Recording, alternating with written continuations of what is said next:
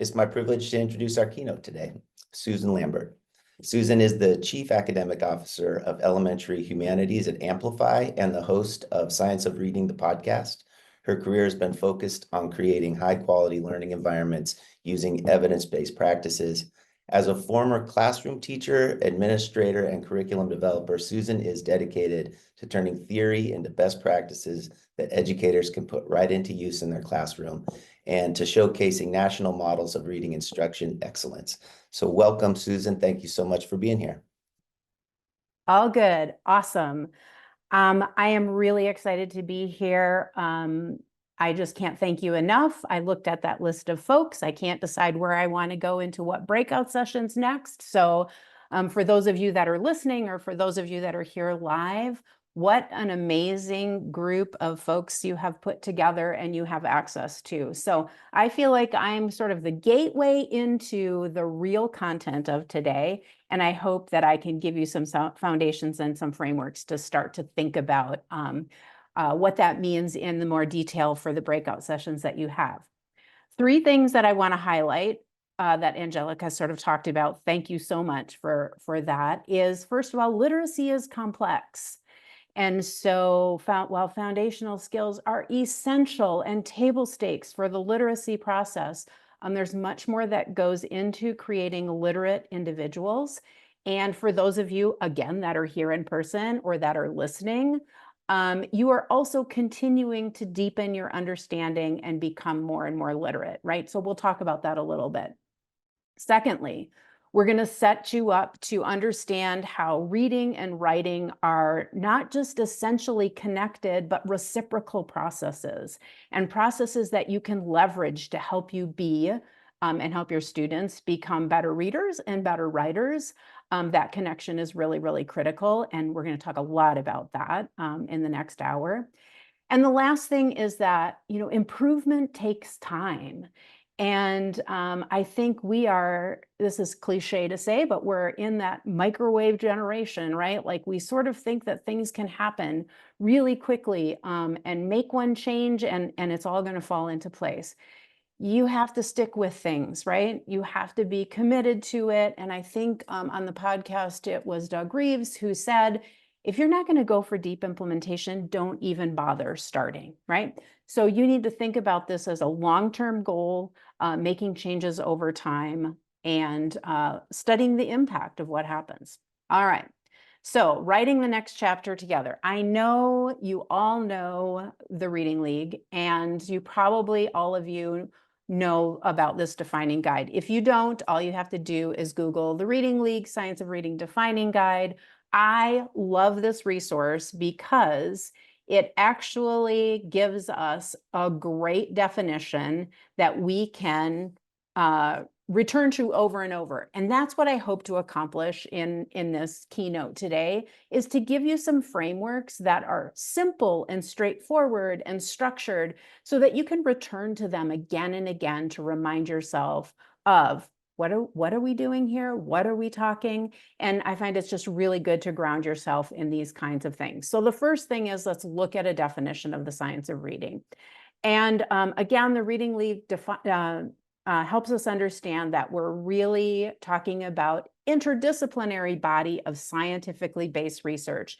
So it's not a point of view or philosophy. We actually go to the research and from multiple disciplines to figure out these issues related to reading and writing. 5 decades across the world. So it's not like this is new research that we're just learning about, and it's come from thousands of studies in multiple languages. And we talk a lot about this idea of preponderance of evidence to help inform us about how proficient reading and writing develops. And what we mean by that preponderance word is that you can't just look to one study from one point of view. You really need to, first of all, understand how that study was done, but are there other studies that replicate and extend that same kind of thing? So it's always a caution to me, to educators working really hard in the classrooms to try to find ways to impact literacy outcomes for their students.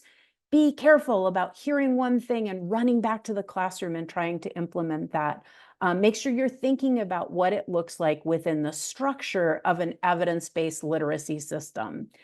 And then again, just highlighting that this is not just about intervention. For students that are having difficulties and need maybe some kind of specialized instruction, it's really about, first and foremost, the prevention of the need for later intervention. Of course, we look at students that are having difficulties and how to help them, but we really want to think about this holistically in terms of improvement for all students. And so science of reading makes us think reading, but in the definition here, the Reading League definition, they talk about issues related to both reading and writing. And so I'm taking the liberty for this keynote to talk about this as the world of literacy. It's funny because if writing were never invented, we wouldn't have to teach reading, right? So reading and writing are connected, and we need to think about them.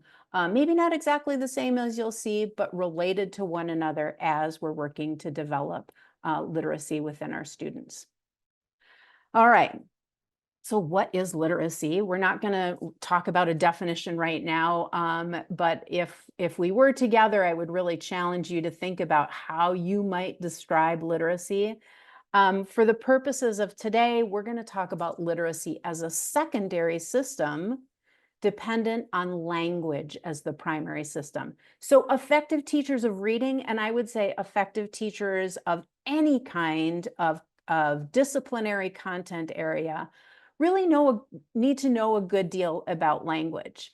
I think you've seen the shift in terms of the science of reading, starting to talk about how we're preparing teachers, what teachers need to know, pre-service teachers need to know as they start to come into the classroom. Well, they really need to know a lot about the foundational concepts of language because it's through this mechanism of language that we become literate. Remember I said interdisciplinary, that definition that we looked at? Well, the science of reading, according to linguists, have different layers in terms of language. And I'm not going to spend a whole lot of time talking about this, but just get your mind wrapped around this just a little bit to understand that complexity. So when we're thinking about layers of language, we're thinking about phonology or the sound parts of the language. And if you think about this, you can see how it's important for both reading and for writing. Coming back to that, morphology, meaning parts of a language. So you've heard phonemes, the smallest part, the smallest sound part, morphemes, the smallest meaning part of language, really important for communication.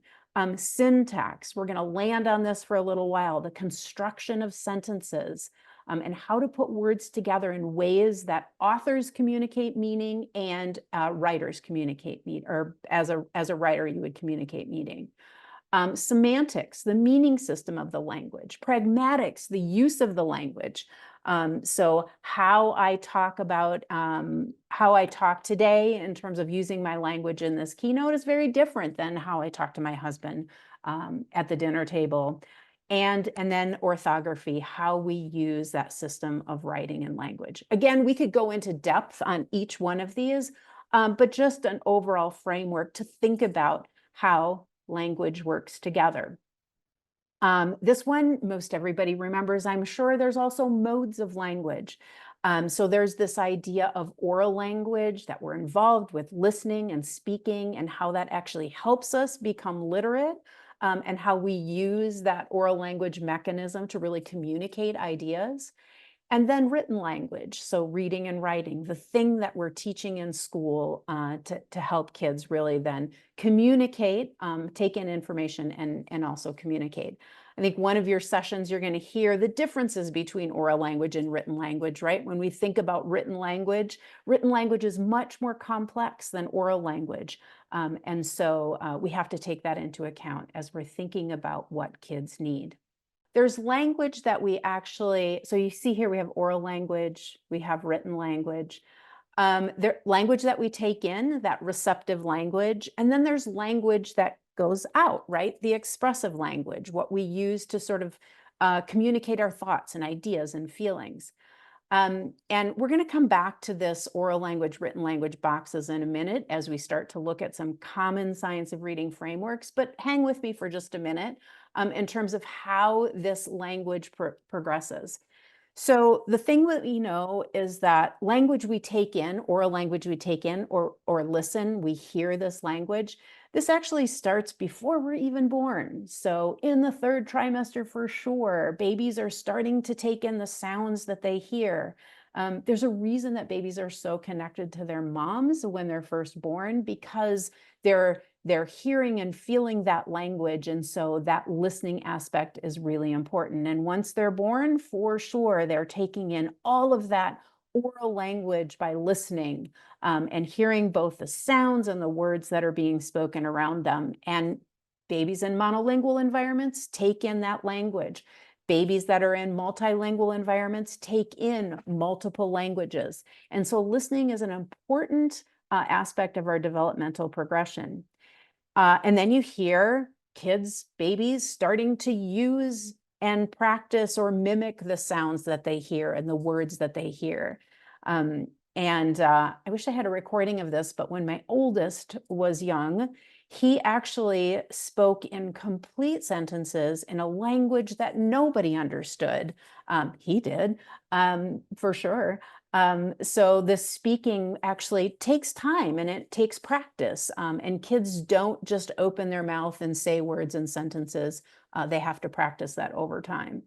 Oral language is pretty, we're born with the ability to do that. And so we leverage this oral language then when we start going to the written language. And so the receptive aspect of written language, which we'll talk about, needs to be explicitly taught. We call that reading. And so kids learn, go to school, learn how to, this alphabetic principle, how sounds are represented with letters and combinations of letters to build to words. And so they begin that reading process. And then in order to express themselves, they actually then write. And so writing is actually the hardest thing we ask our kids to do. Even though reading is quite difficult as well, writing is actually pretty complex. Oral language, written language, you can sort of see that developmental progression and sort of think about it as we're thinking about the frameworks for literacy. So I'm sure with all of you that are here, like eye roll, of course, we know the simple view of reading.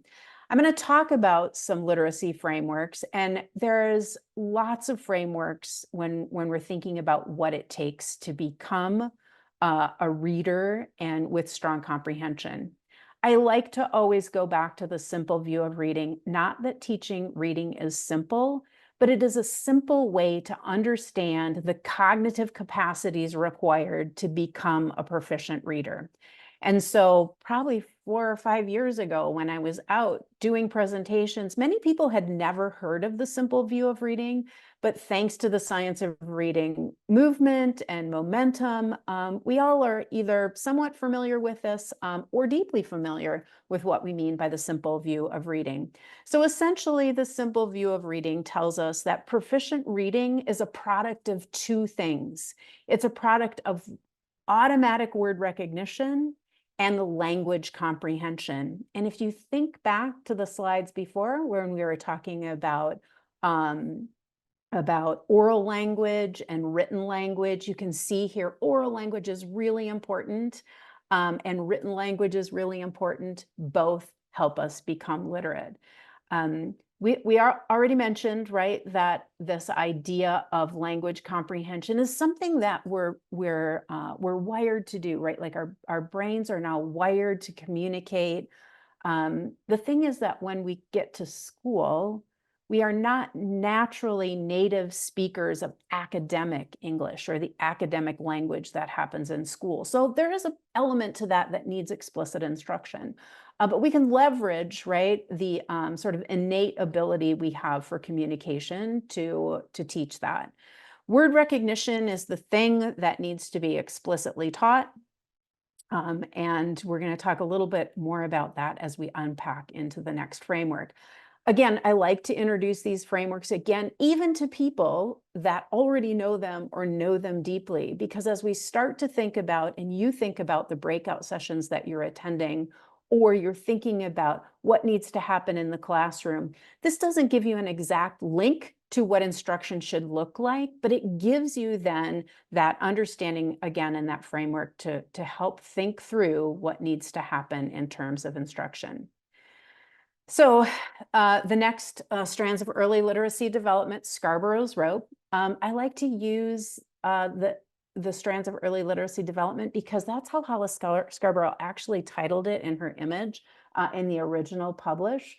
But what this does is unpack just a little bit of the simple view to see what it looks like. So you'll see skilled reading down here, and you'll see the interweaving of these things that need to happen. There's stuff that has to happen in the development of language comprehension, and there is stuff that needs to happen in the development of word recognition. Interestingly, right, if you look at word recognition, we're talking about sounds, how sounds are represented in letters and combination of letters, and how we build that up to words. And we need to make that very automatic. What do we mean by automaticity? We don't mean that kids are really, really fast at decoding, because actually, when you learn to decode, you don't have to decode anymore. You become automatic because your brain builds that capacity for automaticity. Takes practice, but that's what happens.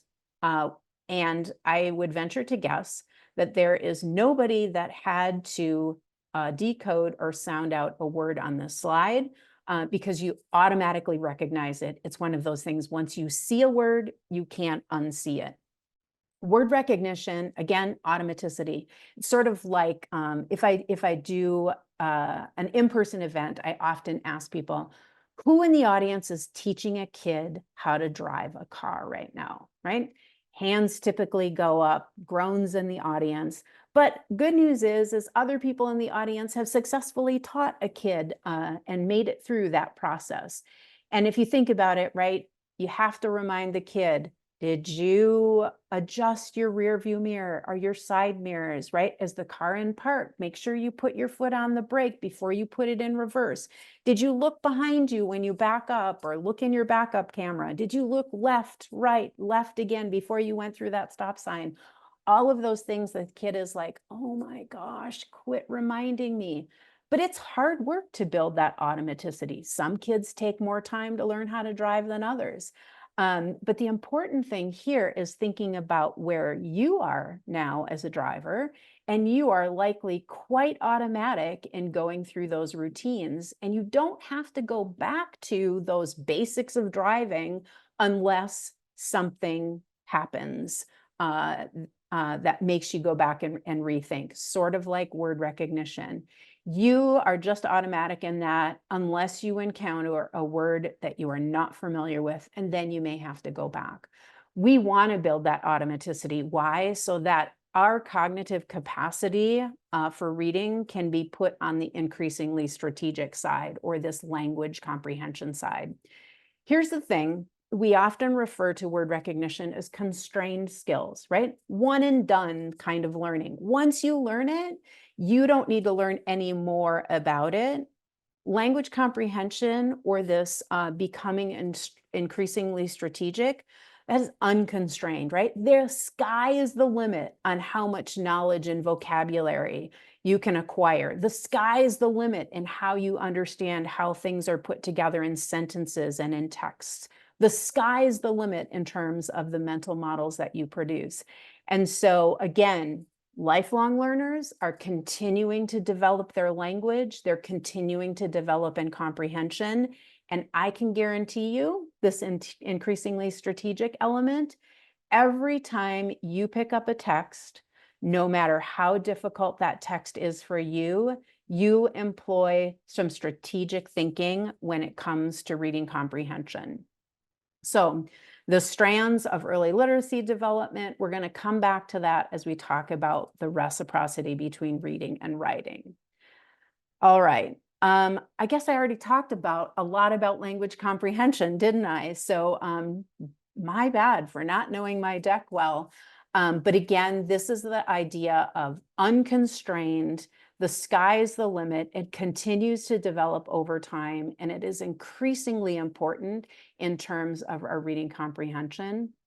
And word recognition, again, as a reminder, we want to build that to automaticity so that we can use our cognitive energy, our thinking space for really understanding and engaging with the text. All right, let's jump into the reciprocal nature of reading and writing. Like any good researcher, when I'm looking for an understanding of a word, I go to Google, right? Google's a great place to get information. But I looked at the origin of this word reciprocal. So when I was, sort of on a side note here, when I was a principal, one thing I noticed was that we were really good in our school community about using what I call ed lingo, words like differentiation, right? Like, of course, everybody should know what it means, but do we really? No, we all have sort of a different idea in our head of what that means. When I looked at the origin of the word reciprocal, I sort of felt that same way. It's like, well, of course I know what reciprocal means, but did I really when I looked at the word origin? And I think this is kind of important, especially for our conversation today, as we're talking about how these two things relate to each other. And you can see here, pardon for the bad screenshot image, but you get the idea that the origin of the word reciprocal is kind of interesting. So in terms of Latin means back, and pro means forward. And so the idea here is that a reciprocal relationship is something that goes back and forth and back and forth and back and forth. We might call that bidirectional, right? But they're so related to each other that they go back and forth. So then I went in to look at what the definition was. And I looked at a couple of these definitions. Something that's given, felt, or done in return. Or I actually like number 2, an agreement or an obligation. They're bearing on or binding each of the two parties equally.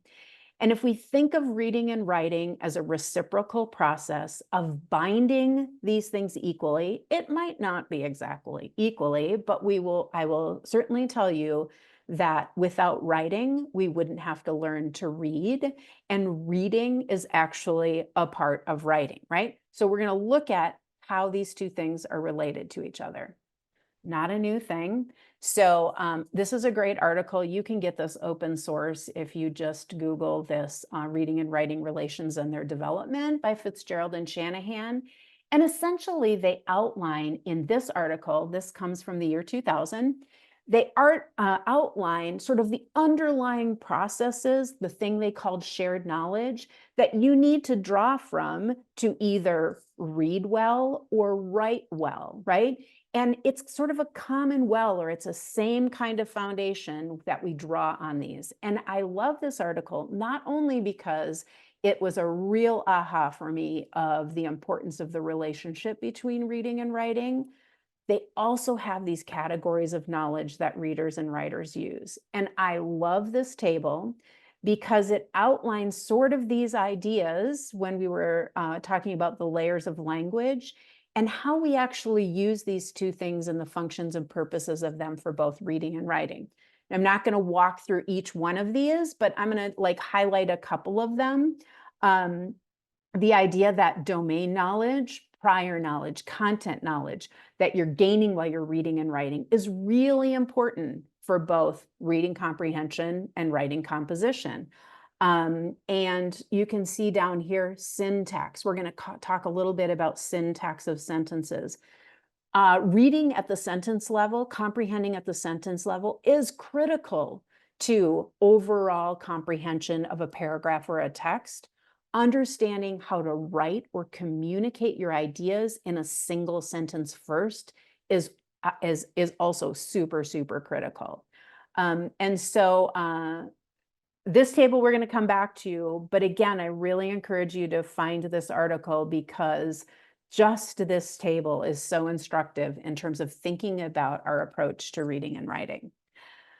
I'm going to talk quickly about the simple view of writing. Now, again, there are a multitude of frameworks, the not so simple view of writing. There is the writing rope, right? But essentially, they all talk about these core elements of writing that are essential in terms of communicating our ideas. So proficient writing, which would be at the end, really is a product of transcription skills and composition skills. And we're going to unpack those a little bit. So what are transcription skills? Transcription skills are the things that help us communicate on paper. So handwriting, forming letters, and using those letters to form words. Do not underestimate the power of that. There is evidence that students that have mastered handwriting, they're very fluent with handwriting, actually are both better readers and they're better at overall writing communication. And that also includes spelling, right? So if you know how to spell words, right, you've internalized those sound spelling patterns. You've gotten instruction on those through a scope and sequence of sound spelling patterns.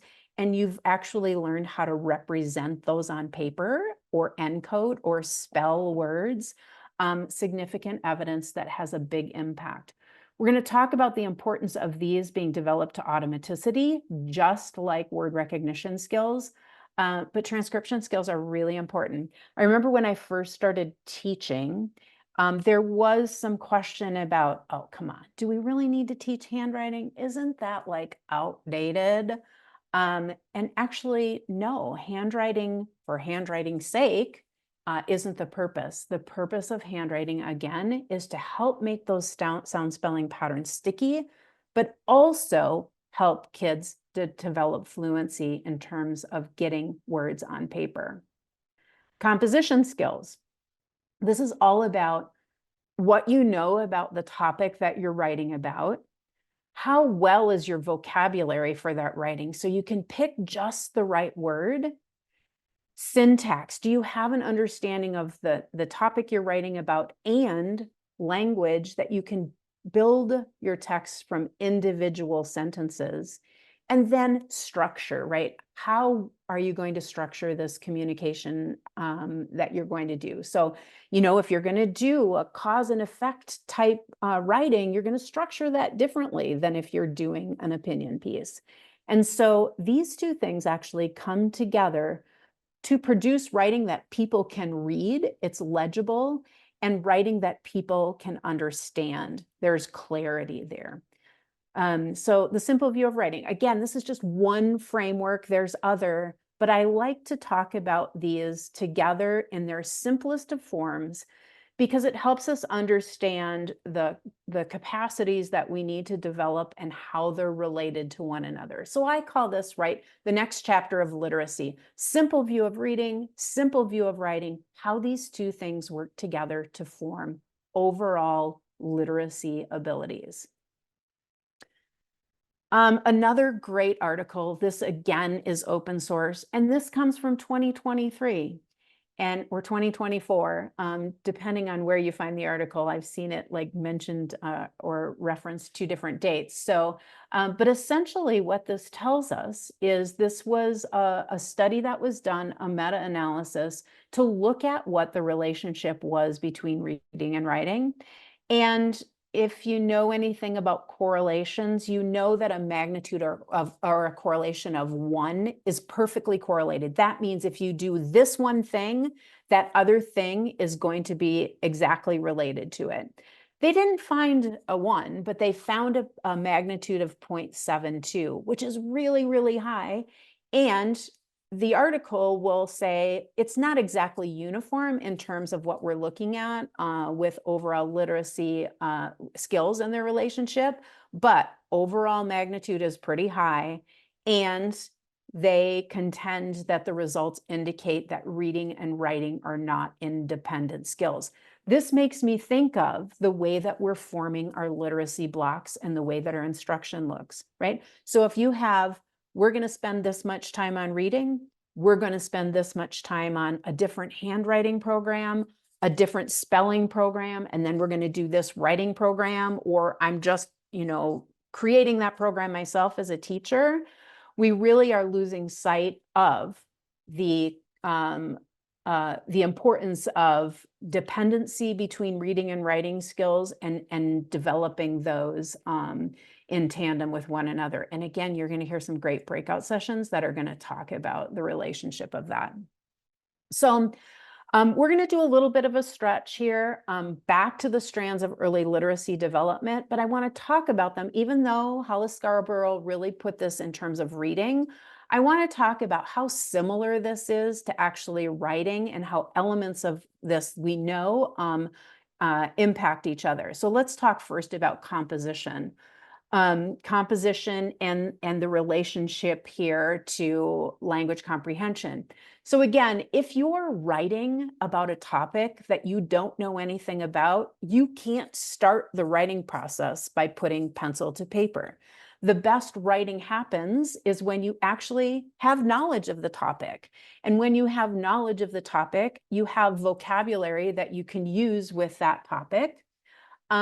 You actually have to understand, again, how to structure sentences. We're gonna dive deep into sentences, but the sentence is a super complex thing to think about how to start forming. We need to think about how we're going to help our reader of this text interact with this to create their own mental model, right? So when we're doing the writing, we're on the other side of the coin, helping our readers connect with this information, understand this information, and form a mental model. Again, talk about unconstrained skills. Writers continue to develop over time, right? How do you get better at writing? You practice and practice and practice. Yes, you gain knowledge and vocabulary about things, but I can guarantee you that as you're learning more about a topic and writing more about a topic, that you get better and better at composing these ideas and getting your thoughts and language down on paper. Transcription. Very similar to word recognition. We talked about this, right? That what we want to do is when we're transcribing or encoding, we want to understand the sounds we hear, how to write that letter or combination of letters to form those sounds on paper, and how to build to words. And again, you can see you don't want to get tripped up in terms of, wait, what sound and what letter are represented there? How do I form that letter? How do I spell that word? Because if you're not automatic at doing that or getting that down on paper through writing, you won't have the cognitive capacity to actually get your thoughts down on paper. And so thinking about transcription skills in the same sort of light as we're thinking about word recognition skills, kids need to practice them to automaticity. Some kids take more time than others. And so we need to make sure that we allow time for that. So transcription, sort of like digging into this one layer a little bit deeper, transcription skills then are the foundational writing skills that are required to transcribe your ideas that you want to convey. Handwriting will draw on orthographic coding. Spelling draws on that same orthographic and phonological coding. So you can see how closely linked word recognition and transcription skills are. Again, they should be practiced to automaticity. And I think you're going to find out in a later session, if you choose to go to that one or listen to it, that spelling is really important, because not only is spelling necessary for automaticity in writing, but spelling will also reveal how well students have mastered the code. So it's an insight into what students know. When we're thinking about composition are language skills required to think about and organize the ideas that a writer wants to convey. So we've already talked about how knowledge and vocabulary, we draw on the knowledge of a topic and the words to describe it. This is where vocabulary is super important, right? The just right word. We'll talk about that in a minute. And organization. We have to think about how we're going to organize that, what structure we're going to use, who's the audience that we're going to write to. Said it again, I'll say it again, can't write about things you don't know about. And people try to, or they try to convince you they know a lot about it, but that's a whole other topic. And we know that written language, again, is more complex than spoken language. So really being intentional about providing these opportunities for our students in tandem with reading instruction are critical. So back to the table, this idea of domain knowledge about substance and content. You know, helping kids develop background knowledge, right? So teaching kids about specific topics over time. This happens in science class, this happens in math class, right? We're giving academic language, words, concepts, all that kind of idea. It's really important that we do this for kids, particularly when we're thinking about helping them write, because when we help them develop knowledge about a topic, we give them vocabulary about that topic. Again, vocabulary is important because it helps us represent the ideas in words and pull them together, and get this meaning, then communicate the meaning that we need to. All right, so I think we've talked about that. I do want to say one fun thing about vocabulary. Vocabulary isn't, again, just a learn a word and you're done with it. We've heard about and we're introduced the concept of shades of meaning, multiple meaning words, right? So vocabulary, you need to think about both breadth. Kids need lots of vocabulary words, depth. Some of those words they need to go into really, really deep. And then they need to use both of those things for flexibility. Flexibility in terms of understanding what they're reading, but also flexibility to choose the right words. Okay, let's talk a little bit, check my time. Let's talk a little bit about sentences. I'm not going to lie when I'm going to say that syntax was a word for me that was like, whatever. Okay, the syntax of English, I didn't really understand it, but this idea is how we're putting words and phrases together to create well-formed sentences. So it's related to writing sentences, but it's not exactly the same thing because syntax is really important as we read sentences in print to understand what authors are trying to communicate. And the sentence itself then is a set of words, yes, subject, predicate, all that, but we use sentences in different ways to communicate different kinds of meaning. And so I love this quote. Plumlee is a poet, and I don't typically do this, but I'm actually going to read this to you because I think it's so powerful in terms of understanding sentences and how this helps create overall text. And he says, so my first poems were prose poems, moments of specific experience realized in sentences, best word, best order. After the sentence, then comes the paragraph, which is really a form of the sentence writ larger, fuller, deeper, filled with balance. The balance is the beautiful part. And after the paragraph or the stanza comes the whole piece, whatever. And I love this because it's a reminder of all the complexity that goes into the sentence level, both in construction and actually reading it. It's your best word, vocabulary, right? In your best order, syntax, and then putting those sentences together into larger text in a way that helps communicate the message the author intends. So what about sentences? They really hold immense importance in facilitating effective communication. And if you think about this, sentence, easy, right? A simple thing. It's not so simple.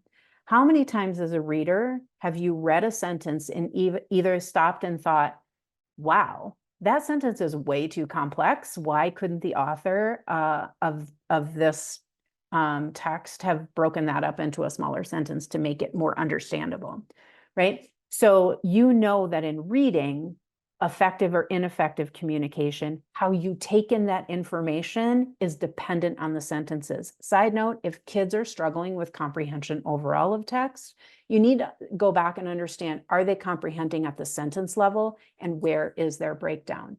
The same thing for writing, right? Sentences for a writer are the fundamental building blocks of communication. And I've heard Natalie Wexler talk about this. I think this is where I got this idea and started thinking about this, as when you're getting ready to write, whether it's an email that you're going to return or whether it's an essay that you're going to write for some purpose, or maybe a Substack, right? You don't sort of struggle over the overall approach to what you're going to take. You struggle over an individual sentence. Let's take an email, for example, one that's going to be communicating something pretty complex or difficult. How do I start this email? What's my first sentence, right? And so authors struggle and sweat over the sentence level, not the overall text level. Why? Because this is really the significant piece of communication for effective communication. So sentences are so important. And we call them the building blocks of writing. And so to help kids with this in writing, focusing on the sentence level helps us organize our thinking to better communicate ideas. And yes, we leverage oral language, but remember, written language is more complex than oral language. So we need to think about sentences, sentence types. I taught those in 3rd grade. I don't think I understood the power of teaching sentence types in 3rd grade, but they're important to both reading and writing. Sentence expansion, sentence combining, right? All of these are research-based approaches to help students write and actually helps them become better readers. And then we also know organization, helping kids pre-plan, organize, generate ideas for their writing. Anything you can do to help kids plan and do that will help them be better in their composition. So I'm not going to go through the basic types of sentences other than to actually say that when we're teaching kids about sentence types and sentence structures, this doesn't have to be just in the written application. You can do this with pre-K or kindergarten kids to actually talk about and read text aloud and talk about how authors are actually using and communicating that. You can also a lot of times what we do in kindergarten is ask students then to I'm going to ask a question. You want the students to answer in a complete sentence. That's great because it helps kids understand what a complete sentence is, what it sounds like, and how we speak it, right? So if you're going to speak, if I'm going to ask a question, you hear how my voice is different than if I'm going to make a statement. All of this also helps kids with fluency later, both fluency in reading and fluency with writing. Sentence expansion is really important, right? Like if we were doing a in-person event and I could have you stop and turn and talk, I would ask you to think about sentences are important because, sentences are important but, and sentences are important so, right? Like we really understood the power of this through the writing revolution, but again, a research-based, evidence-based practice. And you can see in those sentence starters that you have to answer that question or complete that sentence in slightly different ways, right? So it helps you when you're thinking about expanding sentences for writing purposes. It helps you understand that if I put something different in here, let's say you're learning something in science, you can use a science topic here and come at that topic from the because, but, so to actually help you learn that content more deeply.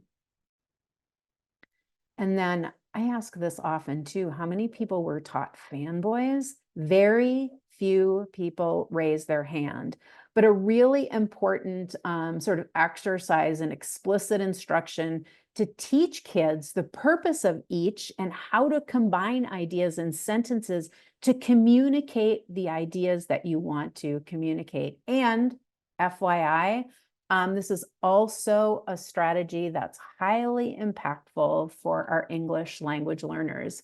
And again, explicit instruction in this is very critical. Okay, so we're going to stop and we are going to do this little exercise. So what I'd like for you to do is write a short paragraph that describes your favorite holiday mixed drinks or drink. I want you to include details about the ingredients and then the procedure used to create the drink. So I'll stop and just give you a couple minutes to do that. Actually, I'm just kidding. I'm not going to have you do this. But it provides a great example of what we often ask our students to do, right? Write a paragraph. Now, if I were going to survey all of you about holiday mixed drinks, you would be on a continuum. Some people are like, I don't drink. I don't even want to think about a mixed drink. Others in this audience may be mixologists and they know exactly all about mixed drinks, right? And so if you're a person that just that doesn't drink, you would have no context about what to include here.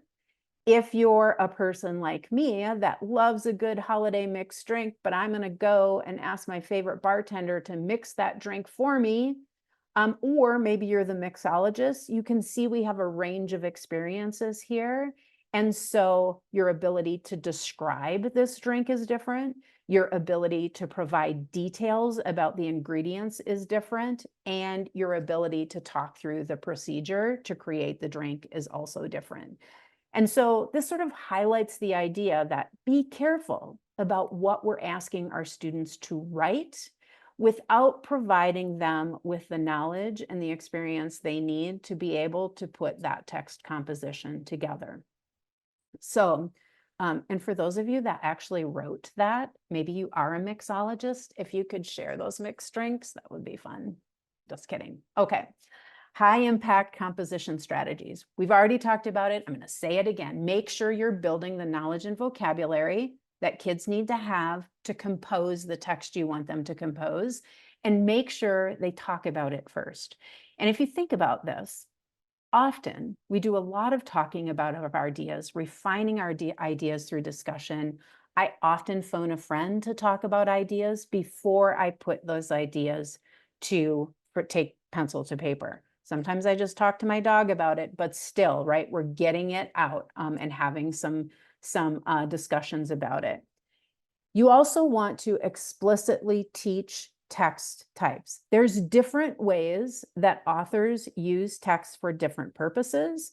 When kids understand that as they're starting to read and you explicitly teach those types, they're better able to make selections to communicate their ideas and understand the procedures involved in each of those types.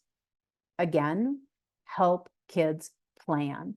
Don't just give them go to town, just write this thing about a mixed drink, which I ask you to do, right? Help them with discussions, with graphic organizers, with outlines, with checklists, right? All the things to help support them in terms of conveying their ideas. You know, I think about this a lot because I'm in New Mexico right now. I'm doing some research. I have lots of thoughts going through my head. I also have a dog that I take for walks. Talk to him all about the ideas. I literally do. And by the time I get home, I think, man, I'm going to sit down and write. And it's not that easy. It's not that easy for me. And I consider myself a proficient writer. I actually have to organize my thoughts because just because your thoughts are in your head does not mean that you can make a clean line to getting them down on paper. All right, we are in the home stretch here, and I am going to unpack this quote from Marilyn Adams, and I'm going to unpack it in a couple of different ways. But I want to stop for a minute and ask you to read this, and I'm going to actually read it quietly to myself to give you enough time to read it and pay particular attention to the words in orange.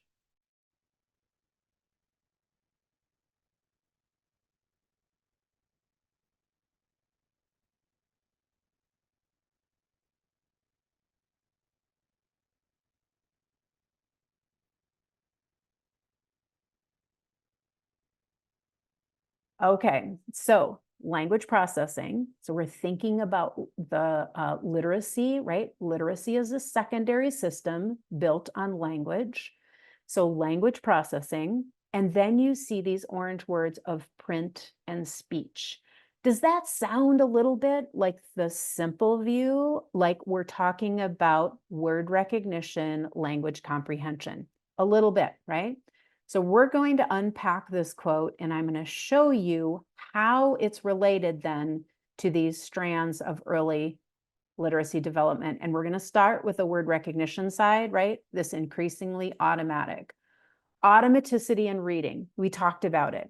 Those words on the screen, you automatically recognize them, right? Because you're familiar with the sound spelling patterns, the phonemes, you're familiar with the grapheme, morphemes, right? You're familiar with the word parts like non-existent.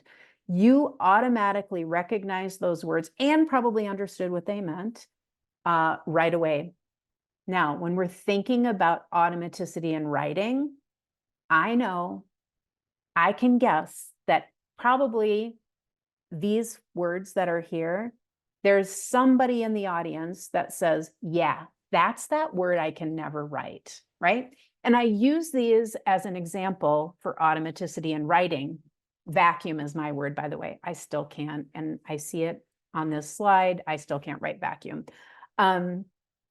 The thing is if I was going to write a list or write a paragraph and had the word vacuum in it, I'd have to stop and think about how to spell that word, and that would break up my flow of thinking, right? Because I'm stopping to think about how to write the word vacuum on this within this text.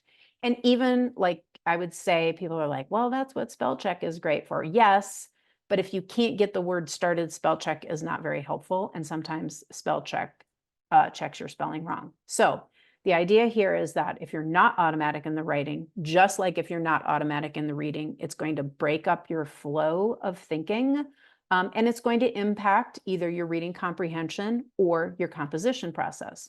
So back to the Marilyn Adams quote. And again, this is a connection to a session that you'll have a chance to attend later, I think, with Pam Kastner.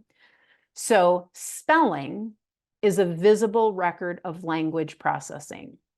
Spelling may indicate which aspects of print are eluding the student. In other words, maybe what spelling patterns you aren't yet mastering, where the student is in the progression of reading and spelling development, and where instruction should focus. So if you're noticing in the younger grades, your kids don't get that OY spelling in toy, that tells you something about where they are in terms of their reading, right? All those things are interconnected and to automaticity. So on the upper part of the rope, thinking about becoming increasingly strategic. What is strategic reading? So strategic readers construct meaning by interacting with text. Again, remember I said, anytime you pick up a text, whether it's really, really simple for you or it really challenges you as a reader, you're still employing a level of strategy to that. It requires fluent reading to allow the reader to focus on the meaning of words, sentences, and overall text, right? So if you don't get the meaning of the words, the sentences, right, you can't get the overall text. So strategic reading is really important. You know what I'm going to say here, strategic writing, right? Strategic writers communicate meaning by constructing text. See the difference here? As a reader, you're constructing meaning. As a writer, you're communicating meaning through the construction of your text. This requires you to be fluent in your writing.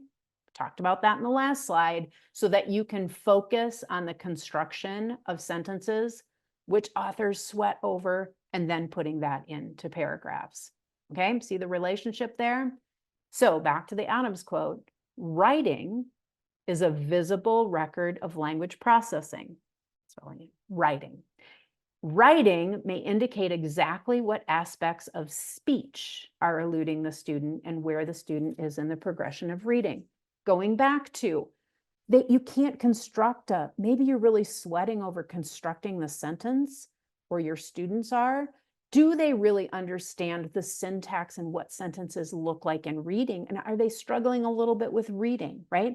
Maybe they can't get any ideas out on paper, or the ideas aren't together, like focused and together, and they're actually misinformation? Do they have the knowledge to be able to write about this piece? Do they have the vocabulary to be able to adequately communicate, right? So again, you can look at this as a place to focus your instruction in terms of an insight through reading or through writing into the reading process or the language process as well. So back to high level. In 2020, Steve Graham published this piece in the Reading Research Quarterly, Why the Sciences of Reading and Writing Must Be More Integrated. And he's really speaking to a broader audience, but I love his message here that despite the many contributions of science to the study of literacy, he's contending the sciences of reading and writing are too narrowly focused, and they need to look at how they can support each other. So again, that's maybe towards researchers and that are doing this work in literacy, but we know there is a lot of research on writing. There is a lot of research on reading, and we need to bring those two things together. And I think my message here to you is when you're thinking about literacy that's happening in your classrooms, are you doing those things separately? Are you teaching them separately, or are you bringing them together in an integrated way to help them make more sense and leverage the power of each other in terms of literacy? If you would like to, and you know I can't be here and not do a shameless plug for the podcast, but Steve Graham's episode on the podcast is phenomenal. He covers a lot of what I've talked about already. As you know, he has just committed his career actually to studying writing. And so you can find it on the podcast as well as many more amazing episodes. And I would be also remiss if I didn't tell you about Beyond My Years, a brand new podcast from Amplify that actually speaks with educators and is just really encouraging and just really a fun one to listen to. So with that, I am going to stop sharing. I think I made it, Ryan, in almost the best timing. Great job. That was perfect. Thank you so much, Susan. It was just an honor. And thank you again for inviting me. And man, your sessions are going to be amazing. Thanks so much. Thank you. Okay, everybody. Thank you so much for being here this morning. I just want to remind you all to fill out your feedback forms as you attend some sessions, and just have a great time. This is a link to our digital program that, again, will get you all the links and resources that you need. And look forward to seeing you in the sessions. Thank you.